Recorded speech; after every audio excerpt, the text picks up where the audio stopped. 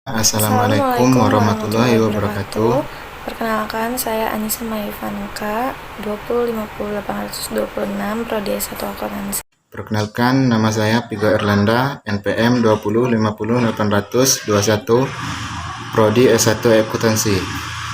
Di sini saya akan menjelaskan tentang apa itu kombinasi bisnis. Berdasarkan pernyataan standar akuntansi keuangan nomor 22 tahun 2005, penggabungan usaha atau business combination adalah pernyataan dua atau lebih perusahaan yang terpisah menjadi satu entitas ekonomi karena satu perusahaan menyatu dengan perusahaan lain atau memperoleh kendali atau kontrol atas aktiva dan operasi perusahaan lain. Kombinasi bisnis dilakukan dengan tujuan untuk meningkatkan profitabilitas dan efisiensi. Selain itu, terdapat manfaat dari kombinasi bisnis diantaranya: 1. Efisiensi biaya, 2. Efisiensi waktu, 3. Mengurangi risiko, 4. Menghindari pengambil alihan, dan 5. Memperoleh hak atas aset. Bentuk-bentuk kombinasi bisnis. Merger, yaitu penggabungan usaha dengan cara satu perusahaan membeli perusahaan lain yang kemudian perusahaan yang dibelinya tersebut menjadi anak perusahaannya atau dibubarkan. 2. Konsolidasi, yaitu bentuk lain dari merger, yaitu penggabungan usaha dengan cara satu perusahaan bergabung dengan perusahaan lain membentuk satu perusahaan baru. Ketiga, ada stock acquisition, yaitu penggabungan usaha dengan cara membeli sebagian besar saham atau seluruh saham perusahaan lain untuk memperoleh hak pengendalian. Jenis-jenis cost of business combination. Biaya yang dikeluarkan acquirer dalam rangka kombinasi bisnis mencakup 1. Biaya makelar, 2. Biaya administrasi umum, 3. Biaya penerbitan efek utang atau obligasi dan efek ekuitas saham.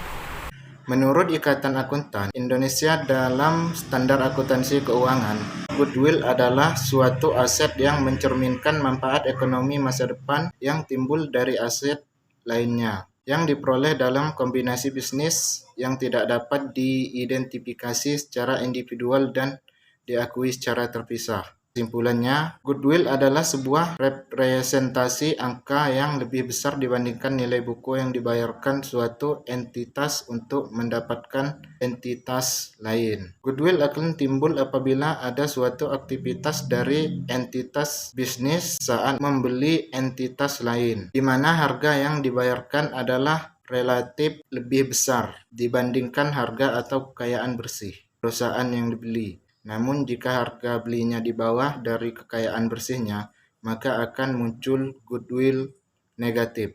Bagian investor atas laba atau rugi investi dicatat sebagai pendapat investasi dengan ayat jurnal berikut. Investasi dalam ekuitas pada pendapat investasi. Distribusi laba atau dividen, kecuali dividen saham yang diterima dari investi, mengurangi nilai tercatat investasi yang dicatat investor sebagai berikut. Piutang dividen pada investasi dalam ekuitas.